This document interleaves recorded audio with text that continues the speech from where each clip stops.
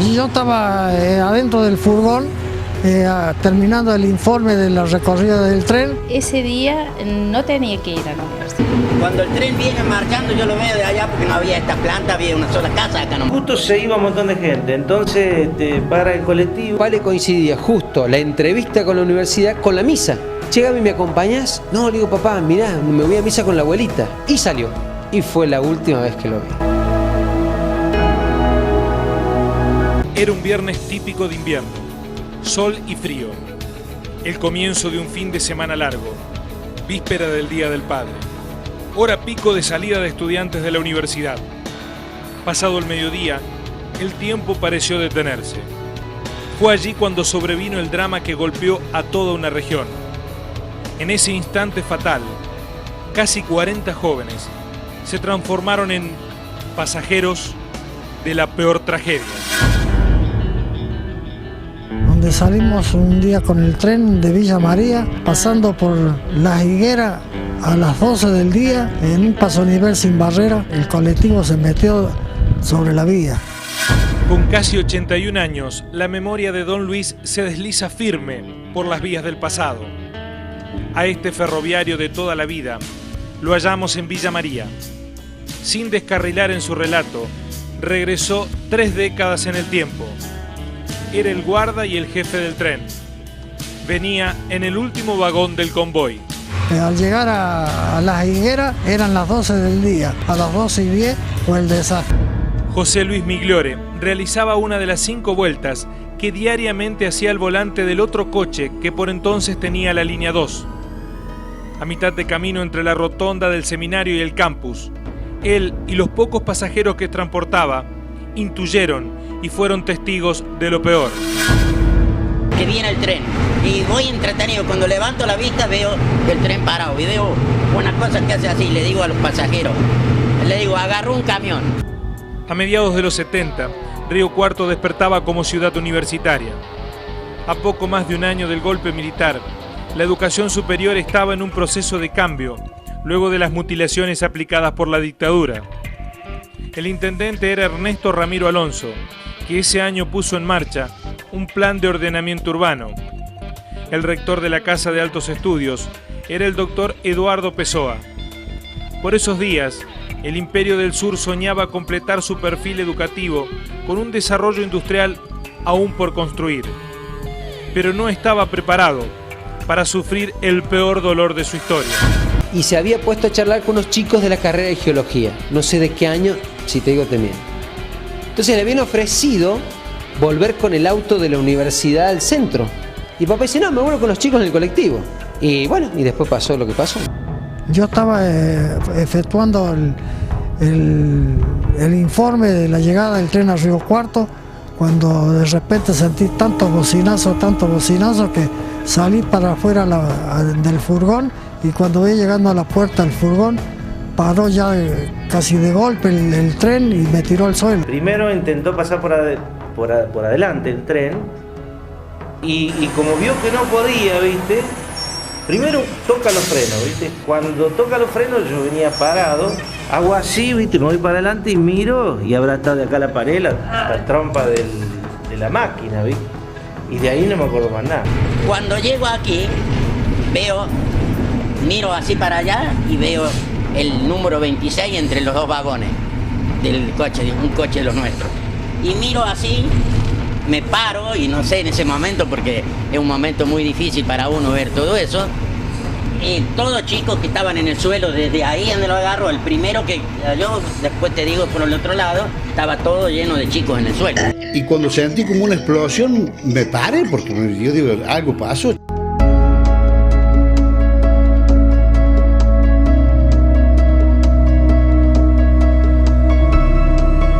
El accidente fue inevitable, digamos, el tren no pudo hacer nada. No pudo hacer nada, fue frenando, iba frenando al máximo, iba frenando y se metió nomás el colectivo. Intentó sobrepasar un vehículo que estaba estacionado en el paso a nivel esperando la pasada del tren. Y cuando sentí como una explosión, me paré, porque yo digo, algo pasó, chocaron, algo pasó. Mire por el espejo, no se veía nada. Son 403 fojas en 2 cuerpos. El tercer cuerpo es la reparación de uno perdido. Es el expediente número 98, letra S, año 1977. Allí está la verdad que pudo reconstruir la justicia federal sobre el accidente entre el colectivo y el tren. Son declaraciones testimoniales, fotos, croquis y otras pruebas que por primera vez toman estado público. Es el documento periodístico histórico de nuestra peor tragedia. Primera impresión fue que lo traía, como si lo traía arriba, así como llevándolo despacito, así para arriba. Pero ya vi que era un colectivo y que iba gente, y a esa hora que salen todos los chicos de la universidad, digo, esto es un desastre. El agente Domingo Luis Carballo llamó desde el aparato telefónico 21125. Hallándose de franco de servicio, llamó a las 12:15 horas del día 17 de junio de 1977, comunicando que, próximo al enlace de las rutas Nacional 8 y Provincial 36, se produjo un choque entre el colectivo y el tren. Así comienza la instrucción en el expediente judicial. Este efectivo de la Policía Federal, que supo custodiar al por entonces ministro de Economía José Alfredo Martínez de Hoz, fue el primero en dar aviso del accidente. Había gente que venía de la universidad en auto y vio que había chocado el colectivo con el tren y por supuesto debe haber conocido a alguien que venía en el colectivo o sabían que venían chicos de ahí de la universidad. Era un desastre. El tren 6545 del ferrocarril Mitre había partido de Villa María a la hora 6:50. La máquina 6253, conducida por el riocuartense Naldo Miñaco y secundado por el foguista de Villa María Juan Carlos Díaz, tiraba 12 vagones tolva sin carga, un vagón de encomienda y el furgón de cola donde venía el guarda, también villamariense. No paró el colectivo y se metió nomás en la vía. El colectivo de la Cooperativa de Transporte Urbano, línea 2, coche número 26, había partido a las 12:05 de la puerta de la universidad. Enrique Regis, de 36 años, era el chofer del Mercedes-Benz 1114, dominio X 282.522, con capacidad para 21 personas sentadas. Del lugar de la colisión se retiraron 38 accidentados, por lo que se estima que venían al menos 16 personas paradas.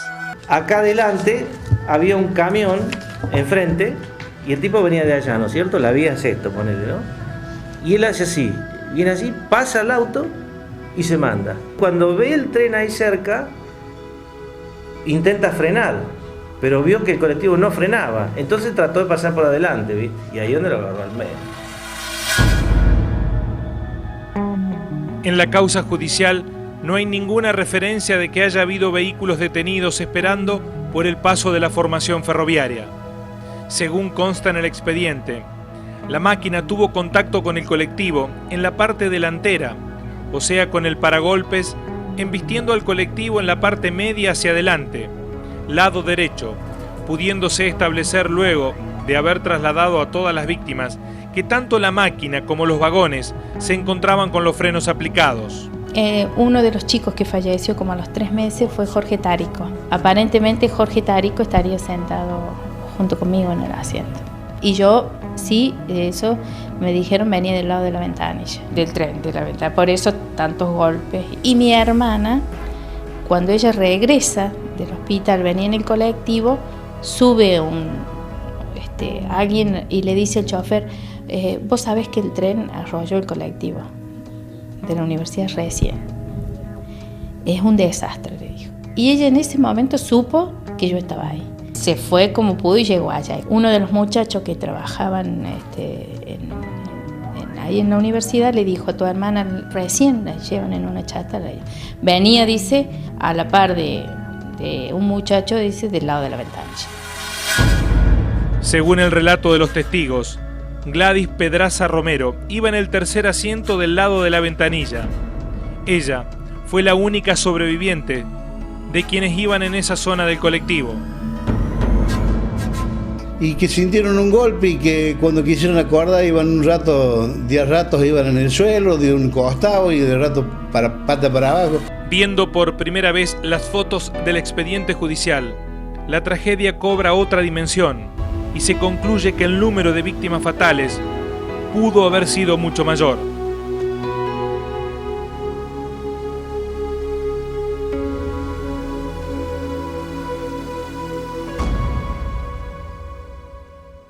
A esta altura paro, están todos los chicos, está el ónibus ahí, mirando para allá el ónibus, entonces empiezan a cargarme todos los accidentados a mí. Cargamos 10 y una señora que vivía en aquellas plantas, que se vino, me acompaña con los heridos. Porque algunos iban gritando, se querían bajar del asiento, otros iban en el piso. Así del dolor. Claro, llamaban a la madre. La mayoría de la gente que nosotros parábamos para que trajeran los heridos o los que uno creía que podían estar con vida, se negaron, mucha gente se negó. Manifestaban que no, porque mirá el auto, que la sangre, que lo característico, es decir, nos negamos muchas veces salvar una vida porque tenemos que llevar a una persona que está lastimada encima. Luego del impacto, la máquina continuó su trayectoria durante unos 80 metros, según consta en la justicia, arrastrando el colectivo unos 40 metros. El ómnibus quedó a la altura del quinto vagón. La locomotora y 4 tolvas descarrilaron. Dice que lo agarra al ónibus, el tren, y lo echa sobre los palos y lo vuelve a agarrar. Eso fue lo más triste, que si no lo vuelve a agarrar no pasa nada. Yo viajé 6 años en esos colectivos cuando era estudiante, y ¿sabés qué hacían? En esa época se ponían el volante, las 2 manos acá, y tenían como una bandejita de madera ahí arriba del tablero, y empezaban a acomodar los billetes. Eso es lo que iba haciendo el tipo, seguro. El maquinista declaró en la causa que el tren venía a 40 kilómetros por hora cuando comenzó a aminorar la velocidad y tocar el silbato, pudiendo observar que a unos 100 metros del paso a nivel hacia el este circulaba un colectivo a alta velocidad, comenzando a tratar de frenar, no logrando el cometido. Y pasó de que se ha descuidado, el colectivero se descuidó por tanta cantidad de gente que traía. Le obstruyó la visibilidad al chofer, no sintió la bocina del tren. Enrique Reyes, el chofer del colectivo, había venido de Serrano a Río Cuarto para darle a su hijo hipoacúsico la educación que no tenía en el pueblo. Sus colegas cuentan que ese día era muy especial porque el niño había comenzado a decir las primeras palabras. Era excelente chofer, había sido camionero, todo. Lunes, miércoles y viernes pasaban trenes por ese cruce. La cooperativa de transporte había pedido barreras. La fraternidad ferroviaria, casi 4 años antes, había advertido con un comunicado sobre un peligro. El recorte del diario La Calle del martes 14 de agosto de 1973 es una prueba en la causa.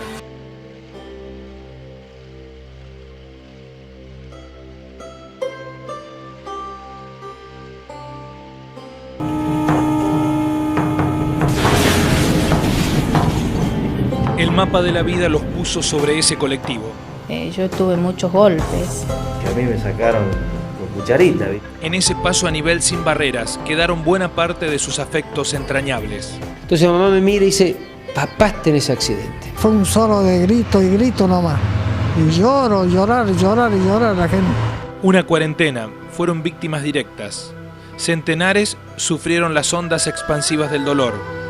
La mayoría fue golpeada por la más grande desgracia colectiva que nos haya tocado vivir. De una manera u otra, todos fuimos pasajeros de la peor tragedia.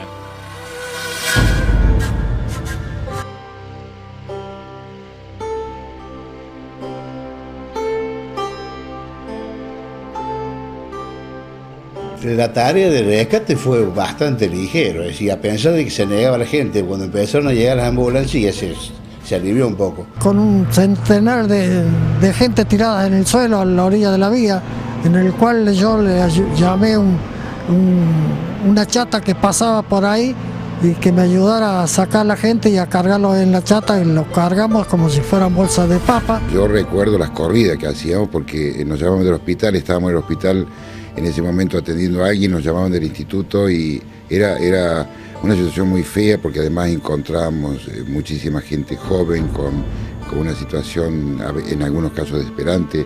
Colombo fue uno de los muchos que hicieron lo imposible para compensar las carencias de un sistema de emergencia que había colapsado.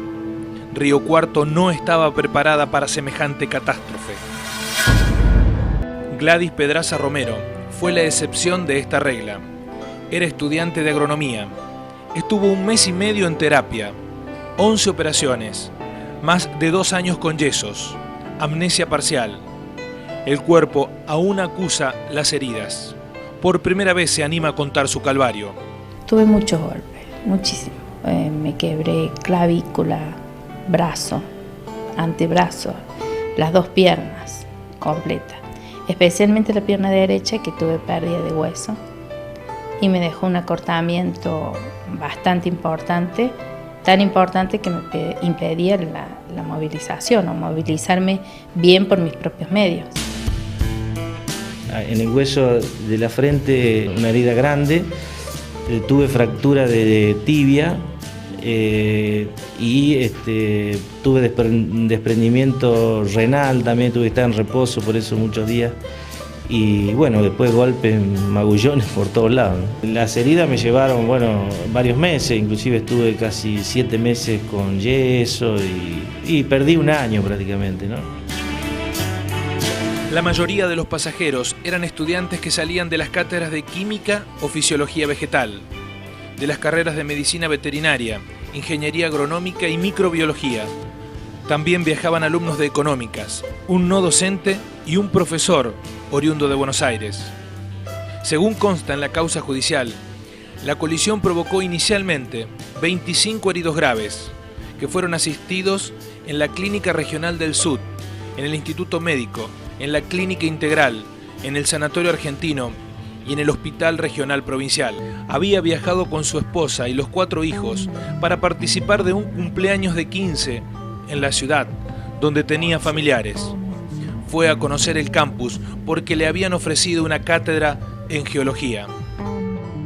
Nunca me voy a olvidar que mamá, estábamos en la cocina en la casa de mi abuelita y dice, en la radio hablaba mucho de un accidente, ¿no? Nosotros éramos chicos, 15 años, imagínate, pero ni idea, nada. Entonces mamá me mira y dice, papá está en ese accidente. Y yo, sí, qué sé yo, accidente. Nunca tomé conciencia ni sé qué accidente era, nada. Entonces yo me pongo a andar en bicicleta con mis primos sobre la vereda. Y lo que nunca me voy a olvidar es ese convoy de autos que venían, amigos de mamá, que se acercaron al lado de ella apenas se enteraron, y nos abrazó a todos y dijo, bueno, vamos adentro que tenemos que hablar. La tragedia conmovió al centro del país y generó múltiples manifestaciones de duelo en la ciudad y la región. Hubo capillas ardientes en Río Cuarto, Villa Mercedes, General Dehesa y Villa Rumipal. Las exequias fueron multitudinarias manifestaciones de dolor y luto. En las calles, la bronca e indignación ya tenía los primeros destinatarios. La policía lo detuvo para protección de que no hubiera pasado algún agente una represalia que hubiera agarrado con nosotros. ¿La gente estaba enojada con ustedes? Enojada con nosotros, sí. Insultaba a la gente y no por ese solo día, por mucho tiempo. Por mucho tiempo, un roce, un choque que tendríamos en el centro, ya te sacaban a relucir eso. La lista final de fallecidos aumentó a 16 personas. El último de ellos murió 1 año después del accidente.